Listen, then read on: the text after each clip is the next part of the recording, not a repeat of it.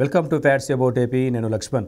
ఆంధ్రప్రదేశ్ వ్యాప్తంగా సార్వత్రిక ఎన్నికలు దగ్గర పడే సమయానికి ఎన్నికల కమిషన్ ఒడివడిగా అడుగులు వేస్తుంది. ఎన్నికల విధుల నుంచి తప్పించిన ఉపాధ్యాయులను మళ్ళీ ప్రొసైడింగ్ అధికారులుగాను, ఎన్నికల అధికారులుగాను, బోధనేతర సిబ్బందిని మొత్తాన్ని విద్యాశాఖలో ఉన్న వాళ్ళందరినీ ఎన్నికల విధుల్లోకి తీసుకోవాలని ఒక కీలక నిర్ణయం అయితే తీసుకుంది. అందుకు సంబంధించిన రాష్ట్ర ప్రభుత్వం నుంచి కూడా వారికి ఉత్తర్వులు అయితే ఇచ్చారు. దానికి సంబంధించి ఎన్నికల విధుల్లో ఉపాధ్యాయులు ఇప్పుడు ముందుకు సాగుతున్న పరిస్థితి కనిపిస్తుంది ఆంధ్రప్రదేశ్ వ్యాప్తంగా. అసలు జగన్మోహన్ రెడ్డి గారు ఎందుకు ప్రభుత్వ టీచర్స్ని ఎందుకు ఆయన దూరంగా పెడుతున్నారు? ఎందుకు ఉపాధ్యాయులను చూసి భయపడిపోతున్నారు? పోయిన ఏడాది నవంబర్లో ఎందుకు హడావుడిగా ఎన్నికల విధుల నుంచి ఉపాధ్యాయులను పక్కన పెట్టి బోధన, విద్య ఇతర సంబంధించిన అంశాలపైన వాళ్ళు దృష్టి కేంద్రీకరించాలి, బోధనేతర సేవల్లో వాళ్ళ యొక్క విధులు అవసరం లేదని చెప్పి ఒక జీవోని తీసుకొచ్చారు. ఎందుకు అలా తీసుకొచ్చారు? ఉపాధ్యాయుల పట్ల జగన్మోహన్ రెడ్డి ఎందుకు ఆ విధంగా నిర్ణయాలు తీసుకుంటున్నారు? వాళ్ళ పట్ల ఎందుకు వివక్ష చూపిస్తున్నారు? అదేవిధంగా మీ పిల్లలు ఇంటర్మీడియట్ మరియు ఎంసెట్ చదువుతూ సబ్జెక్ట్స్ లో కన్ఫ్యూజ్ అవుతున్నారా? కాన్ఫిడెన్స్ లెవెల్ తక్కువగా ఉందా? రిపీటెడ్ మిస్టేక్స్ చేస్తున్నారా? అయితే మీకోసమే ఉంది రైజ్ యాప్.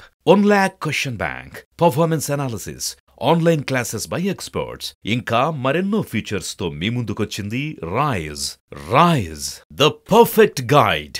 డిస్క్రిప్షన్ లో ఉన్న లింకును ఉపయోగించి సబ్స్క్రైబ్ అవ్వండి. ఎన్నికల విధుల్లో సచివాలయం సిబ్బందిని తీసుకోవాలని చెప్పి కొన్ని నిర్ణయాలు అయితే తీసుకుంటున్నారు. సచివాలయం సిబ్బందిని కూడా ఎన్నికల విధుల్లో వినియోగించడానికి జగన్మోహన్ రెడ్డి గారు అడుగులు వేస్తున్న క్రమంలో మొత్తంగా ఆంధ్రప్రదేశ్ వ్యాప్తంగా ఉన్న ప్రభుత్వ శాఖల్లో ఎంతమంది అయితే సిబ్బంది ఉన్నారు, వివిధ శాఖల ద్వారా మాకు దానికి సంబంధించిన రిపోర్ట్లు ఇవ్వండి అని చెప్పి చీఫ్ సెక్రటరీ గారికి ఎన్నికల కమిషన్, ఏదైతే కేంద్ర ఎన్నికల ప్రధాన కమిషనరు రాజీవ్ డైరెక్షన్ అయితే చేశారు వారికి, దాని తగ్గట్టుగా రిపోర్ట్స్ ఇవ్వాలని చెప్పి ప్రభుత్వాన్ని ఆదేశించడం జరిగింది. దానికి అనుగుణంగానే ఇప్పుడు టీచర్స్ని మళ్ళీ విధుల్లోకి తీసుకోవడానికి జగన్మోహన్ రెడ్డి ప్రభుత్వం ముందుకు వెళ్తున్న క్రమాన్ని మనం చూసుకోవచ్చు. ఎందుకంటే గతంలో కూడా చలో విజయవాడ కార్యక్రమం, పీఆర్సీ మీద సిపిఎస్ రద్దు మీద ఉద్యోగ సంఘాలు పిలుపునిచ్చినప్పుడు ఆ సమయంలో ఉపాధ్యాయ సంఘాలు ఏవైతే బలంగా ఉన్నాయో ఉపాధ్యాయ సంఘాలు, ఎస్టీయూ కానీ, యూటీఎఫ్ కానీ, అపాస్ కానీ, లేకపోతే ఏపీటీఎఫ్ కానీ, ఏవైతే ఈ ఉపాధ్యాయ సంఘాలు ఉన్నాయో ఈ సంఘాలు మొత్తం చాలా యాక్టివ్ రోల్ పోషించాయి. ఆనాటి నుంచి ఈనాటి వరకు కూడా జగన్మోహన్ రెడ్డి యొక్క ప్రభుత్వ వ్యతిరేక విధానాలు, ఏదైతే ప్రజా వ్యతిరేక విధానాలు చేస్తున్నారో దాన్ని ఎండగడుతూనే వస్తున్నారు. అయితే ఈ ప్రధాన సంఘాలు మొత్తం కమ్యూనిస్టు పార్టీలకి లేకపోతే కమ్యూనిస్టు అనుబంధంగా పనిచేస్తున్నవే. వీటికి కమ్యూనిస్టులు ఎప్పుడు వీళ్ళకి సపోర్ట్ చేస్తూ ఉపాధ్యాయ సంఘాలకు నిరసన కార్యక్రమాలు చేస్తున్న క్రమంలో ప్రజా వ్యతిరేక కార్యక్రమాలు ఏదైతే జగన్మోహన్ రెడ్డి ప్రభుత్వం చేస్తుందో దాన్ని వ్యతిరేకిస్తూ కమ్యూనిస్టులు ఎప్పుడు నిరసన వ్యక్తం చేస్తూనే ఉంటుంటారు. అయితే ఈ క్రమంలోనే అవి ఆ విధంగా స్ట్రాంగ్గా కనిపించడానికి ప్రజా వ్యతిరేక కార్యక్రమాలు జగన్మోహన్ రెడ్డి చేపట్టారు కాబట్టి కమ్యూనిస్టులు మొత్తం ఆయనకి వ్యతిరేకంగా మారారు. ఈ కార్మిక సంఘాలు ఏవైతే ఉన్నాయో ఈ కార్మిక సంఘాలు మొత్తం జగన్మోహన్ రెడ్డి గారి ప్రభుత్వంపై ముప్పెడ దాడి చేయడానికి అయితే సిద్ధంగా ఉన్నారని గ్రహించిన తర్వాతనే ఉపాధ్యాయులు ఎప్పుడైనా ఎన్నికల విధుల్లో ఉంటే తాను నెక్స్ట్ అధికారంలోకి రావాలంటే ఉపాధ్యాయులు అనే వాళ్ళు ఎన్నికల విధుల్లో ఉంటే తప్పనిసరిగా మాకు ఇబ్బందికరంగా మారే అవకాశం ఉంది అనే ఒక ఆలోచనతోనే జగన్మోహన్ రెడ్డి గారు పోయిన ఏడాది నవంబర్లో ఒక జీవో పాస్ చేశారు. వాళ్ళని పక్కన పెట్టడం జరిగింది.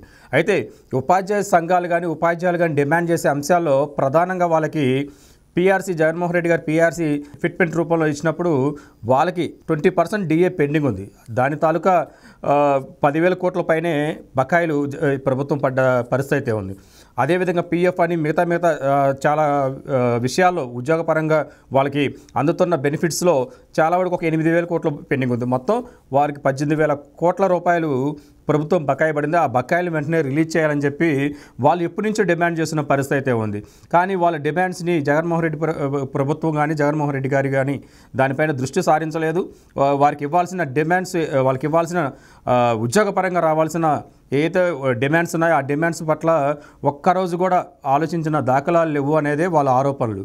అందుకే దాదాపు రాష్ట్ర వ్యాప్తంగా 1,70,000 మంది ఉపాధ్యాయులు బోధన సిబ్బంది గాను అంటే టీచర్స్ గాను నాన్ టీచింగ్ డిపార్ట్మెంట్లో ఉన్న వాళ్ళందరూ ఇప్పుడు ముప్పెటగా జగన్మోహన్ రెడ్డి ప్రభుత్వంపై తీవ్ర వ్యతిరేకంతో ఉన్నారు. అదేవిధంగా వారి వేతనాలు కూడా 5వ తారీఖు నుంచి మొదలు పెట్టుకుంటే నెల చివరి వరకు అంటే దాదాపు 20వ తారీఖు దాకా కూడా దఫాల వారీగా వాళ్ళకి జీతాలు పడుతూ వస్తున్న క్రమం కూడా వాళ్ళని తీవ్ర అసంతృప్తికి గురి చేస్తున్న పరిస్థితి ఉంది.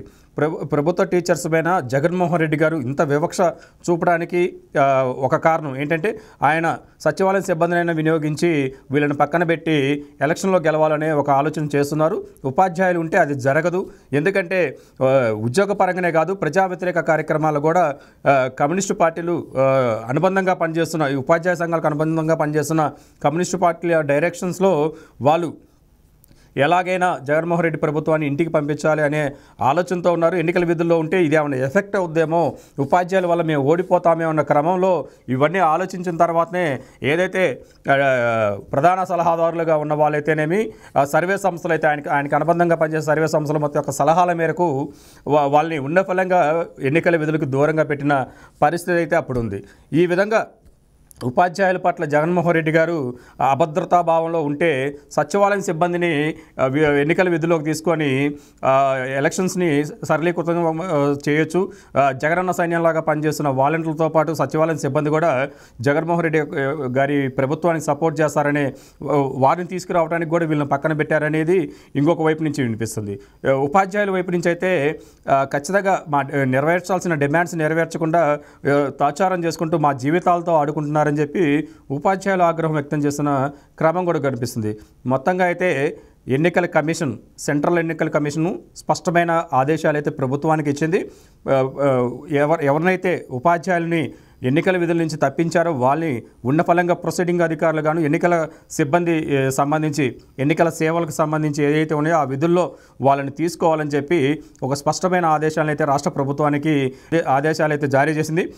అంతేవిధంగా ఈ రోజు నుంచి కూడా టీచర్స్ స్కూల్స్లో ఉన్న ఏర్పాట్లు కానీ ర్యాంప్స్కి సంబంధించి కానీ వాటర్ ఫెసిలిటీకి సంబంధించి కానీ మౌలిక వసతులు ఏమైనా ఉన్నాయా లేవా అని పర్యవేక్షిస్తూ కార్యక్రమాలు అయితే ఎన్నికల కమిషన్ ఏదైతే ఉందో ఆ కమిషన్ యొక్క ఆదేశాల మేరకు వాళ్ళ యొక్క విధుల్లో అంటే వాళ్ళు ఒక పార్ట్ ఆఫ్ జాబ్స్ చేసుకునే వాళ్ళు నిర్వర్తించిన ఎలక్షన్ డ్యూటీని అదనంగా చేసుకొని చేస్తున్న క్రమం కూడా కనిపిస్తుంది. మొత్తంగా ఆంధ్రప్రదేశ్లో ఎన్నికల వేళ teachers versus government Jaganmohan Reddy government ఉంది అన్నది ఇక్కడ ఈ విషయంతో చాలా స్పష్టంగా అర్థమవుతున్న పరిస్థితి కనిపిస్తుంది.